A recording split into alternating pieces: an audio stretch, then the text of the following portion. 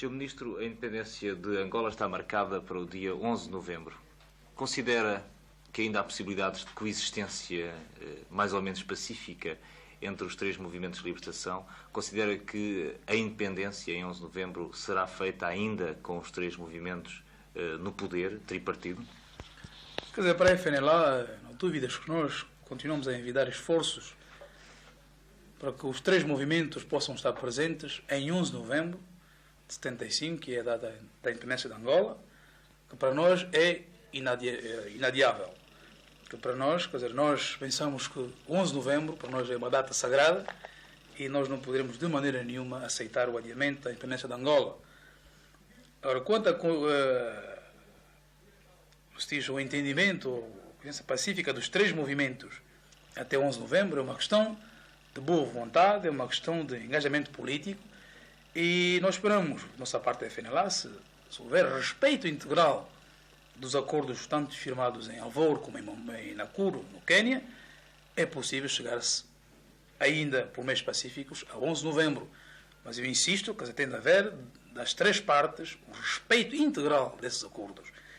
E aqui queria realmente dizer que esse respeito não só cabe às três partes, mas também como cabe à quarta parte, que é a parte portuguesa, que tem de respeitar igualmente esses acordos firmados em Alvor e em Nakuru. E se houver respeito integral dos acordos, o que implicará a aplicação dos mesmos, quer dizer, nós podemos contar com 11 de novembro pacífico. Quer dizer, nós temos envidado de esforços consideráveis para se evitar a balcanização do país, que realmente não beneficiará a ninguém, nem o MPLA, nem a FNLA, nem a UNITA, nem o povo angolano, sobretudo.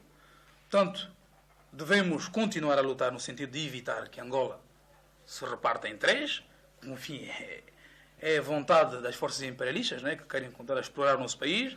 Até já se fazem mapas, quer dizer, a FNLA, o norte do país, o MPLA no centro e a UNITA no sul.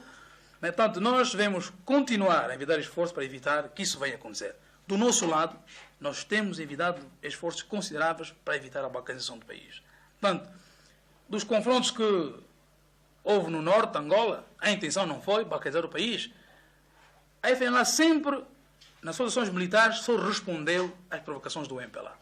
Mas a FNLA praticamente expulsou o MPLA do norte do país.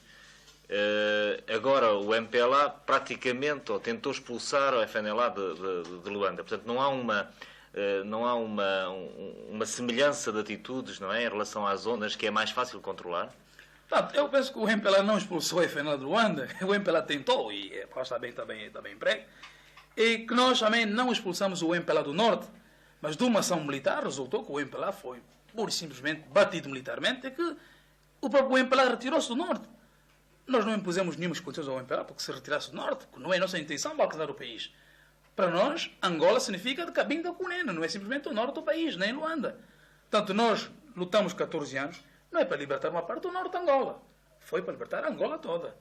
Embora a luta não se tivesse alastrada a todo o território, mas a intenção era esta, inicial, libertar toda Angola. E nós continuamos a lutar, agora no seio do governo de transição, que é lutar por vias pacíficas, políticas e democráticas, para que Angola possa ser independente em 11 de novembro de Cabinda a Cunene. Realmente o MPLA, dada a sua demagogia, dada a sua atuação sanguinária, sádica, neste momento, para nós é um inimigo principal, é o MPLA, e nós não teremos maneira nenhuma, ou melhor, não hesitaremos em dizer que o MPLA para nós, neste momento, é o inimigo principal, é o inimigo que nós teremos de fazer face neste momento, porque o MPLA, pela sua atuação sádica, bárbara e sanguinária, que todos nós somos testemunhas, o massacre, a mutilação, enfim, de populações afetas ao nosso movimento, que, enfim, o MPLA pretende que as nossas forças em Luanda chegaram até o ponto de arrancar corações e congelarem em frigoríficos.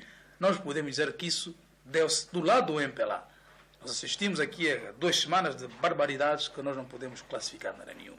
Portanto, para nós, o MPLA, pela sua atuação sádica, sanguinária, selvagem, é, neste momento, o inimigo principal que nós temos de combater. O MPLA declarou-nos a guerra, está uma guerra declarada, a atuação do MPLA em Luanda e em outros pontos, e nós, a FNLA, não haveremos de cruzar os braços. Quer dizer, contra a guerra nós vamos opor a guerra, e a força, nós opusemos a força. Bem, para nós, a FNLA, nós quando nos referimos ao imperialismo, nós falamos do social imperialismo porque é aquele que está neste momento a atuar em Angola. Neste momento é a quadrilha russa que quer impor em Angola uma orientação política. Isto é por todos conhecido, não só pela infiltração massiva de elementos russos, checos, polacos e búlgaros em Angola, mas pelo envio de material vindo desses países socialistas. Sinceramente, que é uma potência imperialista, que é a União Soviética, que quer impor em Angola uma orientação política. Diz que é o social-imperialismo soviético que está a atuar em Angola. Eu pergunto-lhe, e os capitais norte-americanos, alemães, franceses, portanto, no setor económico, não contam para... Não considera que isso seja imperialismo, que seja domínio económico? Pois, neste momento, logo após a instalação do governo de transição, nós travamos uma luta, ou melhor, entramos numa luta política, económica, social e cultural. Não sei se tem seguido de perto a vida angolana, mas nós temos realmente o setor económico feito grandes esforços para o controle da economia do país. Por exemplo, o FNLA não esteve de acordo, por exemplo, com a hipótese da nacionalização da banca em Angola. Bem, o problema da nacionalização da banca em Angola é um problema que nós fizemos claro há muito tempo. Foi uma ação unilateral do governo português, que nacionalizou a banca em Portugal, com ramificações em Angola. Portanto, só o Estado de Angola poderia, como Estado, negociar com a parte portuguesa e tomar as ações do governo português nos bancos angolanos.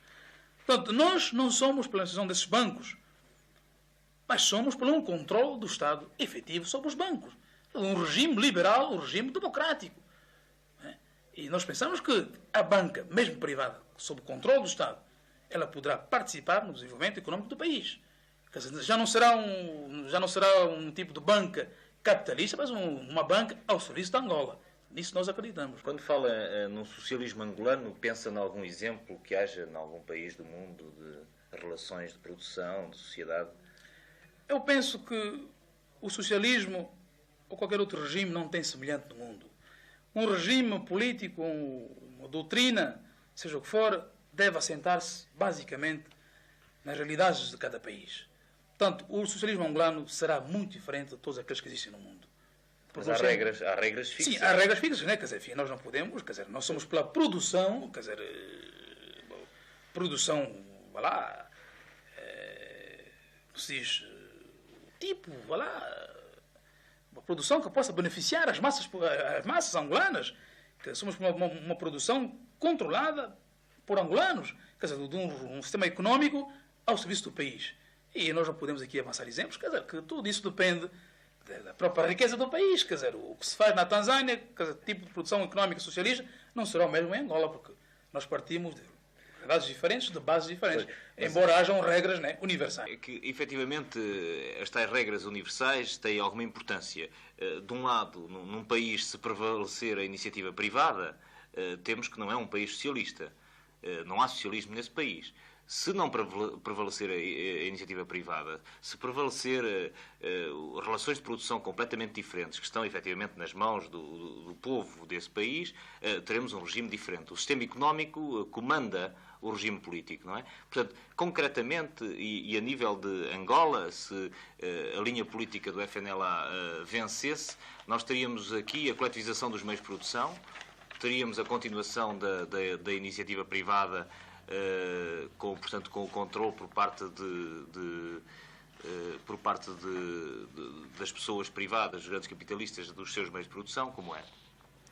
Bem, eu digo que, enfim, não há comparação possível. Nós somos por um regime socialista, um socialismo humano, um socialismo puramente angolano, e que nós haveremos de respeitar a iniciativa privada, embora, enfim, a produção dos meios vitais do país estarão sob o controle do Estado, que é normal. Quer dizer, enfim, há produtos vitais que devem, de uma maneira, enfim, prática, estar nas mãos do próprio povo. Portanto, mas isso não nos levará, de maneira nenhuma, a desencorajar a iniciativa privada. Mas nós, quer dizer, não seremos pela instauração, quer dizer, de grandes monopólios capitalistas no país. Quer dizer, um sistema, por exemplo, na agricultura, nós encorajamos o sistema de cooperativas de massas, né, do povo. E eu penso que será uma experiência puramente angolana que nós vamos tentar. Quer dizer, nós não queremos de maneira nenhuma comparar o nosso socialismo com os outros que já existem no mundo. É normal que nós partiremos de bases, como se já universais, né, existentes, mas dando, sobretudo, grande relevo às nossas próprias ideias. Portanto, quanto ao poder popular, do nosso lado, nós sempre temos que somos pelo poder do povo, mas um poder organizado, um poder verdadeiramente democrático. Ora, o que se passa em Angola não é o poder popular, é um poder anárquico. É um bando de indivíduos, quer dizer, enfim, levados por ideias maquiavélicas que querem impor o seu parecer, a sua opinião à maioria. Portanto, não é um poder realmente do povo. É um punhado de indivíduos, quer dizer, altamente doutrinados, desviados dos princípios do povo, que querem impor um parecer, uma opinião ao povo. Isso nós não aceitamos. Nós reafirmamos mais uma vez que somos pela participação das massas. Isso nós dissemos em Nakuru, reafirmamos isso em Nakuru, mas não por um poder como está a acontecer em qualquer um poder lá. Isso só se limita a Luanda, a alguns bairros. Mas é uma inovação do MPLA. De relações com Portugal propõe a FNLA para depois da independência? Bem, à medida em que as coisas se estão desenvolvendo, o clima atual, se Portugal, melhor não digo, aqui não se fala no povo português, mas se o regime português atual não revê a sua posição imediatamente, eu posso desde já declarar que nós teremos muito mais relações. Portanto, importa neste momento salvaguardar os laços seculares históricos que ligam os dois povos, porque no fim o que conta é isto.